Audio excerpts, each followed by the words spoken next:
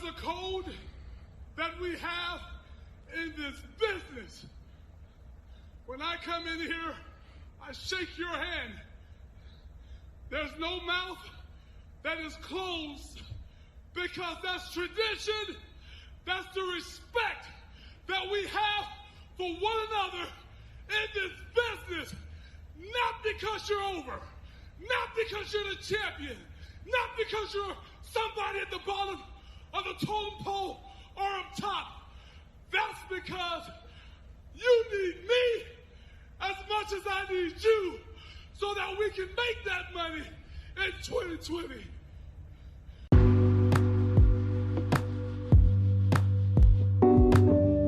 On October 6th, in Long Beach, California, after Zicky Dice disrespected Elijah Burke, the Pope cut one of the best promos in all of 2020. And let's face it, it was probably an already foregone conclusion that Elijah Burke would be the man to defeat Zicky Dice to take that television title. But I don't think we understood then what we understand now. I don't think any one of us had these expectations of Elijah Burke flat out stealing the show for the National Wrestling Alliance. My name is Jay Cal, and this is a presentation of Alliance-Wrestling.com, your number one source for news and information for the National Wrestling Alliance and the United Wrestling Network. The meteoric rise of Elijah Burke and the NWA is something that is quite phenomenal. I don't know that we've ever seen something like this before, and I don't know if we'll ever see something like this again. Elijah Burke, right now, as far as I'm concerned, is everything that's right with the NWA.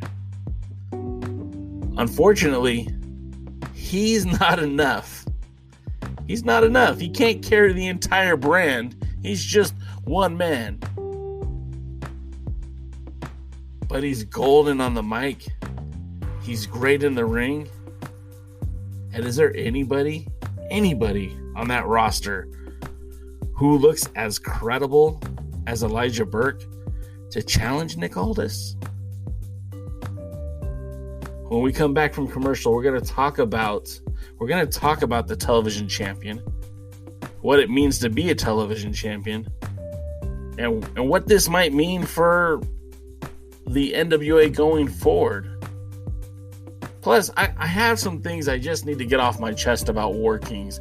I hope you guys will sit around and listen to that, and we'll be back after this.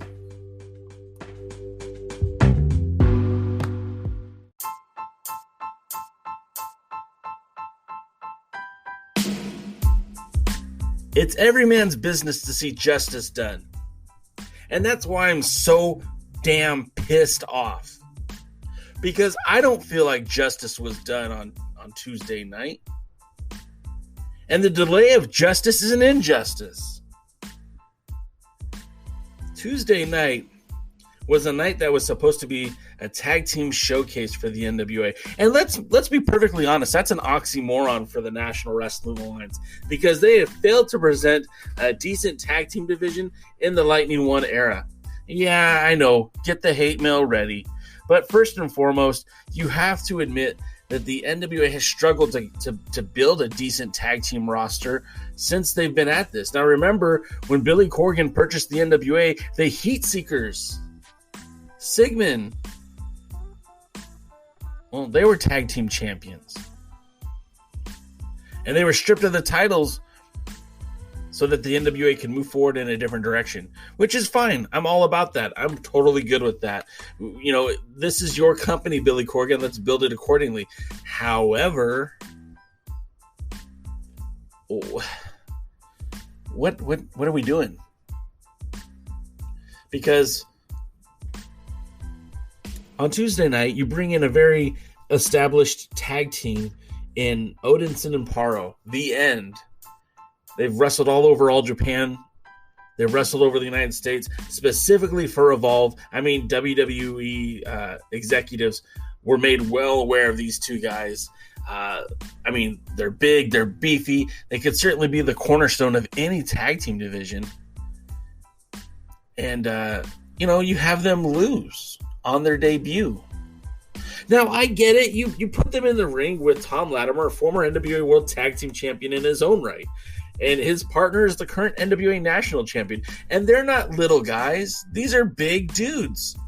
And I have no problem with the pairing of Adonis and Latimer. I mean, it would be my hopes that if you bring in a tag team like The End, that you would build them up and let them grow and see how the fans react to them. But we're also in week 3 of television, and I'm sure there's much, much, much more stories to be told that I'm completely unaware of. However, the way that the NWA has been presenting the War King, it's an injustice. It's disappointing. I don't get it. Someone make this make sense. Because it doesn't make sense. First of all, Crimson is a badass. Crimson is such a talented individual. He's perfect for the NWA. He can go as a singles wrestler if that's what they want. But again, the NWA has struggled to fill a roster of tag teams since its inception. I mean, let's go back to day one when Billy Corgan purchased the NWA. The tag team titles were sealed. The Heat Seekers got the ADOs. The tag titles were sealed, maybe to be forgotten forever. And the NWA was in a rebuilding phase, right? Although Tim Storm was beloved by the fans, and the 10 Pounds of Gold did a great job of building him up. And, of course, the NWA World's Heavyweight Championship. It ushered in a new era. Tim Storm was wrestling in front of larger audiences. He was wrestling against a better opponent, specifically Nick Aldis. It wasn't long before the NWA reintroduced the National Championship and brought Jazz back as the Women's World Championship. And we saw our first real tag team in the NWA on October 21st, 2018. For those of you who are in the know, that was the NWA 70th anniversary show, their first pay-per-view. And in a weird set of circumstances, they introduced the War Kings, which was Crimson and Jack Stane, who really had been wrestling in Impact Wrestling. They had made appearances for Ohio Valley at this point. They were challenging, or I don't even know what the words to describe it. And Josephus was building his army. And he actually made the challenge to them and said that he was going to have his tag team face the War Kings. His tag team ended up being Crazy Steve from Impact Wrestling and Shannon Moore. Now the War Kings destroyed these guys. Rightfully so. It was great. I was there in Nashville for that match. I saw that match live. The War Kings were fronted by Animal from the Road Warriors. And because, with good reason, it was a very much a modern-day retelling of the Legion of Doom. You had Crimson, you had Dane, you had two badass dudes. Again, these two gentlemen could anchor your tag team division. This is what the NWA needs. And I know that they predate Power, but they've been featured on 3 pay-per-views. I mean, I guess technically 4 now, right? But they were also part of the New Year's Clash, the NWA pop-up event, when they again teamed together with Road Warrior Animal leading them to the ring. They defeated Caleb Conley and Jay Bradley at the Crockett Cup 2019. Now, we haven't seen Jay Bradley in an NWA ring in a minute, but he did partner with Caleb Conley, and Caleb Conley was featured heavily in the first season of NWA Power. Now, we know that the War Kings weren't invited to the first season of Power because Crimson was hurt. And for whatever reason, they decided to delay bringing in Jack Stane until they had an appropriate storyline, which, of course, was him seeking vengeance against Tim Storm, who never gave him a rematch for that World's Heavyweight Championship. So we've already painted the picture. Crimson is a bad dude. He's great in the ring. He can work as a singles. He can work as a tag team. But let's talk about Jack Stane, because he is one of the only men to actually have held the national title, the tag titles, and the World's Heavyweight Championship. Nobody in the NWA right now has been able to do that. And when Jack Stane was tag team champion, he was defending that title in New Japan Pro Wrestling. And when he won that World's Heavyweight Championship, he defeated New Japan Pro Wrestler Hiroshi Tenzan. So these guys aren't slobs. They're not jokes. I mean, they're legit deals. And the NWA was high on them enough to use them for their first 2 pay-per-views and brought them back for the Crockett Cup 2019.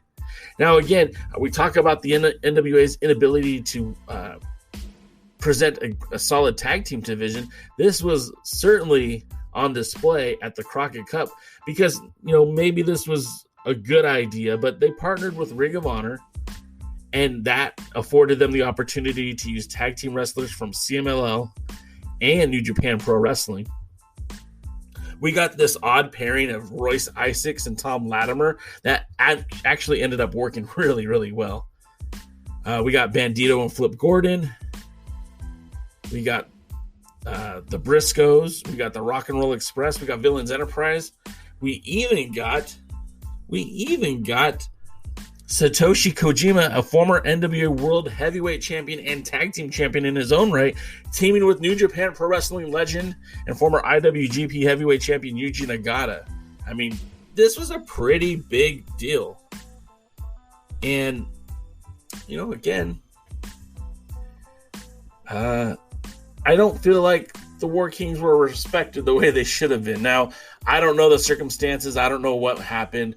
But, of course, we know that the Crockett Cup ended with, the tag team champions being Villains Enterprise, Brody King and PCO. And before the first episode of Power, those tag title belts were resting around the waist of Royce Isaacs and Tom Latimer, the wild card, who would go on to form Strictly Business, and the rest is history. But ever since, the NWA hasn't been able to put together a decent tag team division. The first season, at best, we got Homicide and Kingston, which they never really did a whole lot. We got the Dawsons. Again, I mean, Dave and Zane were great, but they didn't bring a whole lot to the table. They started flirting with the idea of Stevens and the question mark. That never really came to too much fruition. You had Cabana teaming with Ken Anderson for a minute. There was a lot of thrown together tag teams, but let's be honest. The first 3 seasons of the NWA Power centered around, in terms of tag teams, it centered around Royce Isaacs and Tom Latimer as the wild card, the Rock and Roll Express, Ricky Morton, Robert Gibson, and Eli Drake and James Storm. Only one of those tag teams were established prior to NWA Power starting, or prior to the Crockett Cup anyways. So you have War Kings, you have Odinson and Paro. You have these 2 really solid tag teams. And again, I could get behind Strictly Business getting the W on Tuesday night. But what I can't get behind is Mims rolling up Crimson while teaming with Slice Boogie to defeat the War Kings. It just makes no damn sense. I mean, we talked about the pedigree of Crimson and the pedigree of Jack Stane and how good these guys are and how they were featured on 3 pay-per-views prior to the beginning of NWA Power. You brought them back for the first episode of Power, the first pay-per-view since the pandemic, only to have them lose in a 4-way elimination match. And then their first match in Power, you have them lose to the same guy and his partner who beat them in the 4-way elimination match. I don't get it. Somebody make this make sense to me, because I feel like you're wasting everybody's time. if you didn't want to have Dane and Crimson as a tag team, then why did you even bother bringing them back in as the tag team? Just leave them separate. That's okay too. But in a division that's so weak that they could benefit from any tag teams, why you'd go this route? I don't know. It doesn't make sense to me. I don't think anyone can make it make sense to me. We'll see. Hopefully, again, we're on week 3 of the storytelling. Hopefully things will get better. Hopefully we'll see something better. But as of right now, I'm so disappointed in the NWA, and I'm so disappointed in the lack of planning out this tag team division. But let's talk about something good.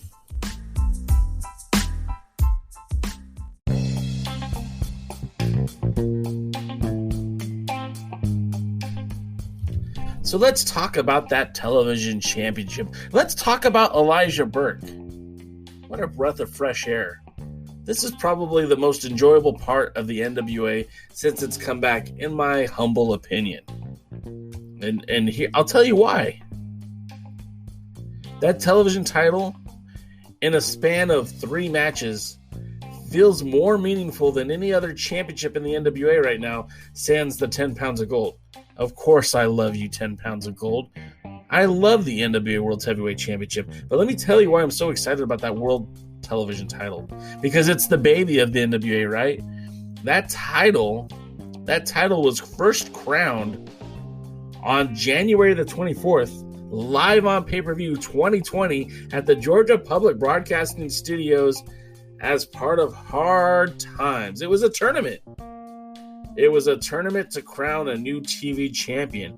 And Ricky Starks, deservedly so, wins that championship by defeating Matt Cross, by defeating Tim Storm, and lastly, by defeating Trevor Murdoch. That television title certainly didn't come without its own set of, circumstances. It's a series of 7 matches where if you win 7, lucky 7. I'm sorry if I'm just saying it wrong, but that lucky 7, where if you win 7 matches in a row as as television champion, you get a shot at that 10 pounds of gold. Ricky Starks was working towards that. I mean, he only got that title for 2 whole days after winning it at the pay-per-view. Now, I know it's a little glib because, of course, they taped the tapings in Atlanta. They taped several matches at once over the course of 2 or 3 nights so that they don't have to keep producing live television week in and week out. It saves money. It's a good idea. But after winning that title by defeating Trevor Murdoch, Ricky Starks has a successful defense against Matt Cross on episode 18 of NWA Power. He successfully defends the title against Zicky Dice. That was on episode 16 of NWA Power. Got him a little out of order there. And then loses the title to Zicky Dice on the 20th episode of NWA Power. And then the title goes into a hiatus because of a global pandemic that nobody could have expected. Nobody knew what was coming. Ricky Starks ends up leaving the company. I think the NWA had long-term plans for him. I think he would have regained that NWA television title, if you're asking my opinion.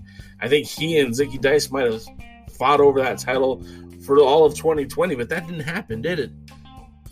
In fact, when the NWA went on a hiatus throughout the year, the first time we see the TV title is at Primetime Live. And it's at Primetime Live where Zicky Dice, at that point, I think the ship had sailed with him in the NWA. I think at this point he was, there was too much bad blood already. So on October the 6th, you've got the Pope, you've got Watts. Zicky Dice brings out his mystery partner. It's Effie. Those guys are actual buddies. You see them doing Twitch streams now. But that match was to build up to Watts versus Zicky Dice. It was the only match that didn't have an existing storyline behind I mean, of course, Thunder Rosa and Serena Deeb didn't have a storyline going on either, but I mean, it kind of played off the match that they had in AEW. I'm going off on a tangent. Let's get back to what's important. Elijah Burke challenges Zicky Dice on October 20th in Long Beach, California, Thunder Studios Primetime Live to become the new television champion. And in that time, Zicky Dice was sitting at home too, just like Zicky Dice actually kept on working because he found places to work. Elijah Burke was sitting at home like everyone else, waiting for an opportunity to defend that television title. And I don't know if he went home and found the Fountain of Youth, if all of his injuries miraculously healed. But Elijah Burke, the Pope, a man who only competed on a part-time basis for Impact Wrestling, a man who, at one point, Vincent Kennedy McMahon declared him the future of pro wrestling, found the Fountain of Youth. When Elijah Burke came back to the Georgia Public Broadcasting Studios for Back for the Attack, he was going to face a very determined Tasmanian Devil, a very formidable athlete in Tom Latimer. But he stood no chance against the People's Champion, because let me tell you, that silver-tongued pugilist, the man who can cut fire promos and then hit you with a pair of knees in the ring, outlasted Tom Latimer. No, he didn't get the win, but he didn't get the loss. And if anything shows you, anything with NWA Power has shown you, is that, strictly business doesn't lose very often. The Pope beating Tom Latimer showed me that the NWA trusts the Pope. The NWA sees potential in the Pope. And I think he solidified that on Tuesday night. I mean, hell, he solidified it a long time ago with his promos on Primetime Live, the promos at Back for the Attack, the first promo that he gave on the first episode of NWA Power, I guess that would be episode 22. The promo he gave for episode 23 when Fred Rosser accused him of not being ready for wrestling. The People's Champion spoke. The clapback was epic. And the thing about Elijah Burke is this, the NWA has said time and time again, and when I say the NWA, I mean the collective of Nick Aldis and Billy Corgan. And when they publicly speak, they talk about looking for a wrestler who fits a certain brand, fits a certain image. They're looking for the guys that the WWE gave up on too soon, or didn't give them an adequate opportunity to shine. And I don't know where Elijah Burke slots into that, because I remember watching Elijah Burke make his debut with Sylvester Turkey. I remember seeing the duo kind of come in, and I'm not going to say they ran the show, but they came in and had some mild success. And then the duo was split up because you put Elijah Burke in with these new ECW guys, the new WWE CW group, whatever you want to call it. And Burke was, he was still pretty good on the mic. He was cutting these killer promos. They put him with Matt Striker. They put him with CM Punk. They put him with Monty Brown. They put him with they couldn't all be great. And I really felt like something positive was going to happen for Burke, but it just never materialized. And he went back to Ohio Valley. He'd win the Southern Tag Team titles. He's a former Ohio Valley TV champion. He's a former Ohio Valley heavyweight champion. And then he'd, eventually make his way to Impact Wrestling, where he was a part-time wrestler. And I thought maybe that his in-ring career was done. Maybe he just couldn't keep up with that schedule anymore. Maybe he just couldn't handle being a full-time in-ring competitor. But if you look at the man's body of work, he's been active pretty consistently for a while. This is just pulling it out of thin air, but, Nick Aldis and the Pope have squared off before. I mean, it wasn't on any pay-per-view, and nobody was hyping it up as the next big thing. But, I mean, these two faced off on TNA's Explosion episode 405, live at the Universal Studios in Orlando, Florida. And that match then probably didn't mean a damn thing to anybody, but it means something now, doesn't it? I think this is a match that really could really drive the business for the NWA. That money match we kept talking about a year ago, 2 years ago, 3 years ago was Eli Drake versus Nick Aldis. And unfortunately, that match never came to fruition, but maybe this one will. Maybe the Pope versus Nick Aldis, the People's Champion versus the Real World's Champion, the National Treasure versus the Silver Tongue Pugilist. And the thing about the Pope is you can't deny him forever. The storyline is built in that you cannot deny this man because he only has to win a few more matches, right? If you just successfully retain that title 7 times, you are in line for a World's Heavyweight Championship match. Well, he outlasted Tom Latimer, that's number 1. He defeated Fred Rosser, and don't get me wrong, Fred Rosser looked great. I hope to see more of Fred Rosser on this roster. But could Elijah Burke be the next NWA World Champion? Could Elijah Burke be the first African-American man to win an NWA World title since Ron Killings?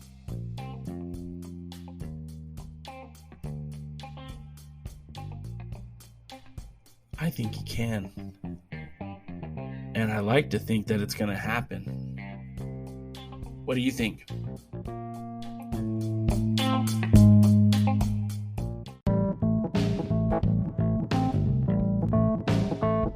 Thanks again for tuning in to the Alliance Blog Podcast, a presentation of Alliance-Wrestling.com.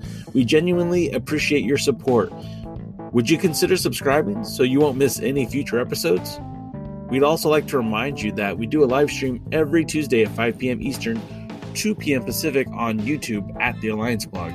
And you can follow us on Facebook, Instagram, Twitter, Tumblr, TikTok, and Twitch at The Alliance Blog. Remember, absorb what is useful, reject what is useless, add what is essentially your own. Thank you for tuning in, and we'll see you next time.